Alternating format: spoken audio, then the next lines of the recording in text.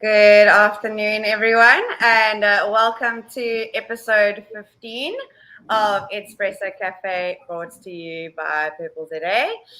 If we have not met yet, my name is Lindsay Westner, and I am joined this afternoon by an incredibly passionate and inspiring history teacher, Mark Andrews, who teaches at the King's College in Joburg. Welcome, Mark. Hello. It's great to have you here. Nice to meet you. I would love for you to tell us, Mark, as we kick off our little coffee chat this afternoon. If you had to tell us what your teaching philosophy is, what is it about the way that you teach that is really important to you? What do you believe about teaching? What would you say? Yeah, it's difficult, but for me, it's about seeing the kid learn not in the paper, but in their response. See, when you see that child's face that, hey, I've got this, and they're able to communicate with me, talking to me, not that they can learn a fact off by heart and write it on a test. That's not learning. It's about seeing that the kid actually takes it and it becomes a part of who they are, and that they value it. And it's not just some timetable someone told them to learn off by heart, but it's a genuine interest and that's true learning, when they become genuinely interested in it and genuinely want to know more and go off and of their own accord go do research or whatever it is we're talking about. Then I know learning has taken place. I love that. At that moment, it's exactly right. You can see when somebody gets it, when they've taken ownership of it, and that's just such a rewarding and gratifying thing for us as teachers when you see that happen. Can you think about any teachers that go for it? When they come, I was going to say, when they come the next day and they say, "So, I found this," and they bring you stuff that they've researched or stuff that they've found. So yeah, it's. Yeah. You managed to make them curious about learning and invested. It's lovely to see it. Then you know it's not just because Sir told me, it's now because they love it, and when they love it, the work they produce becomes 100 times better, in my opinion. So why do you love? Whenever you love something, you do it because you're loving it. Why do you love history? I've always liked, my whole life, history has been a part of my life. My dad was very involved in studying history. And I've always been interested in the past. I've always had an interest in seeing what's happening and who's doing what. But it happened more in the higher end of high school. I did history because it was a subject I chose. I didn't really have any reason for choosing it. It was just to fill out my subjects for matric. And we had a history teacher who hated the way they were prescribed how to teach. That he was told he had to give us the facts, and we had to know the date, and we had to know this, and then we had to repeat. He hated that, and he made sure that we knew history was more than this. Although when we had to write the exam, we had to know that that's what we were going to have to do, because that's what was required. We had to know that history was more than this. And he did all he could to make history real. And he used to close his windows, he blacked them out with black paint, he locked the door, and he brought things into the classroom that perhaps no one would ever have known or seen. And it just brought history alive. And I think what inspired what I did here is that when we were studying the Vietnamese War in matric, he brought in a song, the song 19 by Paul Hardcastle, and said, "Learn your history, learning this song." And the whole class learned the song off by heart. We all went into the history exam singing the song. And it stuck with me that, there's more to history than a piece of paper or a pen. And it developed from there. And then my personal passion for it, things like trips to the Cambodian killing fields that I've done, all built that love for, I wouldn't call it a subject, a love for understanding the past and sharing it with others. I don't know that I teach a subject. I teach something that I love and hopefully inspire others to love too. Absolutely. And you love me. You're like me in that you love music too, right? That's another one of your loves and your passions. There's nothing better than music. There's nothing better to put the earphones on and listen to music. I'm fussy So on about the our music, but Yeah, exactly. So on our, if you're not familiar with our ZAEG Stories collection on our website, you can pop to the link that's below, also in the chat and the discussion box. Pop to the link and check out Mark's story of how he uses music to teach apartheid and apartheid history. Would you love to tell us a little bit more about how you do that, Mark? How do you bring your love of history and your love of music together, and how do you engage your students in teaching that section through music? well, for a start, apartheid can be something very controversial. It brings up all sorts of memories in people and ideas in people that can become very controversial. So I don't know, I was looking for a way to teach it that almost in a way neutralize the situation. And when we sit with music, we're not ignoring the facts, but it takes that, for me, it takes that tension of the atmosphere out the atmosphere, if it's there. It's not always there, but it is sometimes. So I look for a way to teach apartheid to them, but also showing them that apartheid isn't exclusively South African. So I always start using, I don't know if you know the band U2, Only my and absolute favorite band ever. their song, their song Sunday Bloody Sunday, which is the story of the massacre of people in Berlin, not Berlin, in Belfast. And Yeah. the way they just randomly shot and killed people for no real reason, aside from what they suspected they were doing, even though it was completely completely off the wall. And I showed them that music video first, completely neutral of South Africa. And we talk about what happened in Vietnam. Why do I keep saying Vietnam? In Ireland. And they see how the soldier, how the man in the movie is walking his hands up. And he's showing us into, and the soldier just shoots, drops him dead. And so we start talking there, and how that is discrimination. We just begin to define discrimination using that song. And then we move to South Africa and what happened in South Africa. And I usually, I like to introduce it using the song, no, Give Me Hope, Joanna, sorry. And if you listen to the song Give Me Hope, Joanna, it details exactly what went on through apartheid, from its establishment to its fall. Everything is in that song, and it's sung in a way that the kids just love. They love to hear this music, and they move to it. And as they move to it, they begin to learn the words, and as they begin to learn the words, they begin to get the basic fish hooks for the facts that they need to learn. And once they've done that, we begin to pull those facts out and talk about it. The first fact was about Johanna referring to Joburg. It was like Joburg and Durban were the two, and how Joburg became the center of apartheid and why. And it leads into the wealth of South Africa and all sorts of things that came out of Soweto.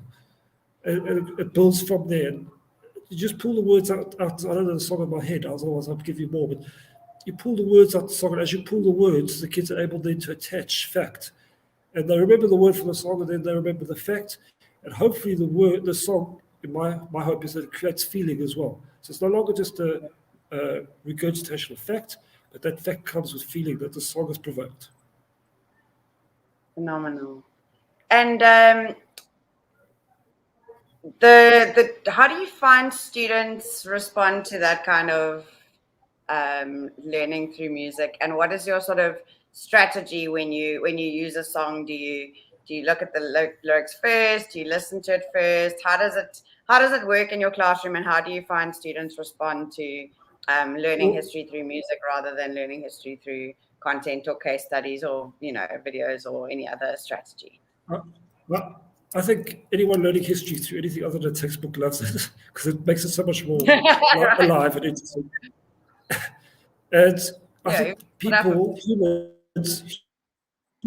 humans naturally love music. I think music is just something that every human would like in one way or another. So to have something that many of them think is boring, many of them don't like, suddenly now hear songs playing. I go to history and I'm listening to music. Or I do homework and I'm listening to music, I'm watching a music video, it immediately hooks them even if they don't want to be hooked. because it's music, and we all love music. I don't think there's anyone that can honestly say they don't love music. You might not like my music, and I might not might like yours, but it doesn't matter. It's music, and once you get them hooked on the music, they begin to find the stuff themselves, and so we start always with just sitting back and watching the music videos, and just talking about what do we see. No, this is a fact. Just what do you see? What can you pull out of that? What can you give me? Just look at it and tell me what you can give me. And we take it from there. And slowly but surely they begin to see, hey, but sir's got these are the facts, sir. Yes, those are the facts. Now we work with them. And we develop this understanding of what apartheid was while the kids enjoy listening to music. Or at least that's what I hope we do. Yeah, and I think it's such a great way to, like, you're basically scaffolding an inquiry through, through lyrics of and visuals, music videos where there are music videos of different songs. And I think, I mean, when I met you, we were looking at designing inquiry, and you kind of said, "Well, I do this. Is that what you mean?" But I think it is exactly that. And what I love about it is that music is your thing, right? And I think that often, as teachers, we have all sorts of passions, we have all sorts of quirks, even if you like. I think you have to be certainly a little bit quirky and a little slightly odd to be a teacher in the first place. So we're all in that space there. But I think so often we don't feel like we can actually bring our quirks to the classroom space. We don't even necessarily feel like it's relevant. Okay, if I'm passionate about horses, what does that have to do with the fact that I teach Afrikaans or maths or whatever the case may be? But I do really believe that there's a certain kind of magic when we bring that vulnerability and we bring those passions into our teaching, because then they can tell that that's something that makes you come alive, right? When we feel like we have to kind of push things aside to fit into the certain way of, okay, we're going to read this, now we're going to write this, now we're going to do that activity in the textbook, kind of robot style, that we actually disconnect from the heart of who we are, which is often why I think our students are disconnecting from the content. The other thing music does is it triggers emotions. Any music you listen to will trigger an emotion in you. I mean, that's why we dance to it. That's why we play it at funerals. And when they watch and listen to music in history, it begins to develop the emotions in history too. So history is no longer now just facts. It's telling me this is now something that's produced a feeling in myself. And particularly this series lessons happens when I play them the song Biko by Peter Gabriel, the way Biko was killed by the police. And with Peter Gabriel's music video that goes with it, it immediately begins to spark that reaction in them, and that emotional. And when they get that emotion, then they're able to express. And when they begin to express, I believe they begin to understand. And I see it in the way they write, when they write for my... I think, there's part of the kind of the trauma response that, that things like apartheid generate, that almost in some ways, I think, in a lot of young people produce an apathy that really shouldn't be there. And we kind of just, want to say, oh, it was just apartheid, and sweep it under the rug. And, in white privileged lives and schools, it's not something that we want to deal with and we want to face up to, or that we want to even grapple with. And so either we kind of just disassociate emotionally, or we, kind of simplify and really get rid of the rich, real rawness that is actually, what makes that such a significant part of our history.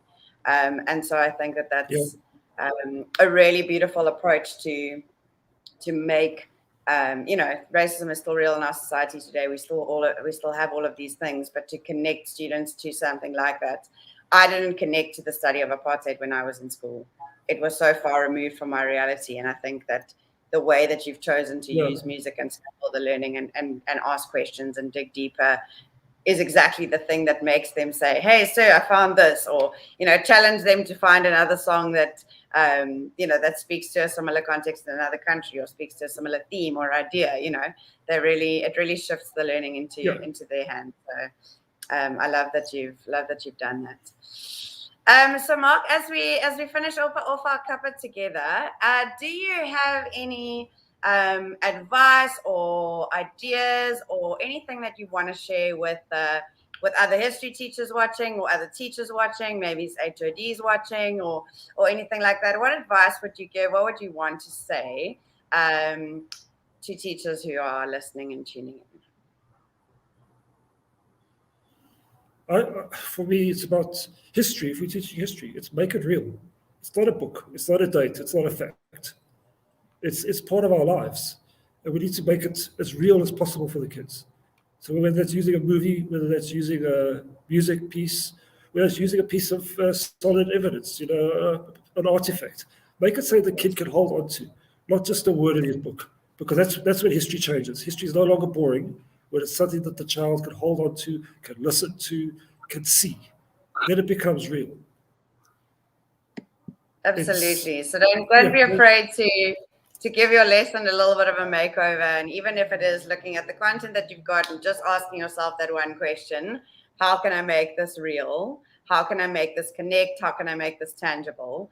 I think we are definitely onto some really great learning. And if you want to explore Mark's story in more detail and see the activities that he gave his students around the different songs that he used, you can pop over to our website and have a look at that and explore. And there is a little button to pop Mark an email or get hold of him if you want to share some resources, put heads together as history teachers and collaborate. But I think from my side, Mark, I just want to thank you so much for offering your time to share. One quick thing, sorry. Yes, go for it. Just one quick thing, if you don't mind. Just a word of caution. Not that it needs to be me, but I was given this advice by my principal that I made sure that the parents knew what I was doing before I did it, so that there was no comeback about, oh, why are you playing that old controversial music, or why are you? So a letter went out at the start of the session. This is what we do. We are going to use this music, and it's not your child messing around. They're not doing nothing at school, but just like preparing the path ahead of time so that you don't get negative feedback. Not that there necessarily will be, but it does happen. No, and I think that's a good piece of advice because, I mean, at Purple ZA, we believe that education can be better and different, right? And so we're always connecting to teachers that are doing things differently and doing inspiring things and pushing boundaries, if you like. And I think that is a very wise piece of advice is to preempt, push back. When you push the boundary, something or someone could push back. So to preempt that and also really articulate why you're doing something. Because I think that, we're big Simon Sinek fans around starting with why. So if you can communicate to parents or to, whichever parties are involved, why it is that you've chosen to do that approach and what value you see it bringing to learning. I think that a lot of the time that really does, it limits that negative pushback and actually empowers and enables us to stretch ourselves more and to push the boundaries a little bit more because parents and students know that you're prioritizing the learning and that's a safe space. So that's a really great piece of advice. Yeah. Thank you for that, Mark. Yeah. And then obviously, all right, so everyone, go for it, Mark. Just credit your sources. It's a silly thing to say, but we must credit when we use a song. We need to credit who we're using it from. Otherwise, like we credit a book. It's just my other thing I'm proud of my kids. Make sure you credit your source. We need to model good digital citizenship for our students as teachers. So absolutely, stating your why, crediting your sources, really, really fundamental things. And it's so great that you model those for your students. So thanks everyone for tuning in. Thank you, Mark, for your time. We look forward to seeing you on a future episode of EDspresso Café. Until we meet again, keep pushing the boundaries and keep playing the music. And make history fun. Cheers. Until next time. Until next time.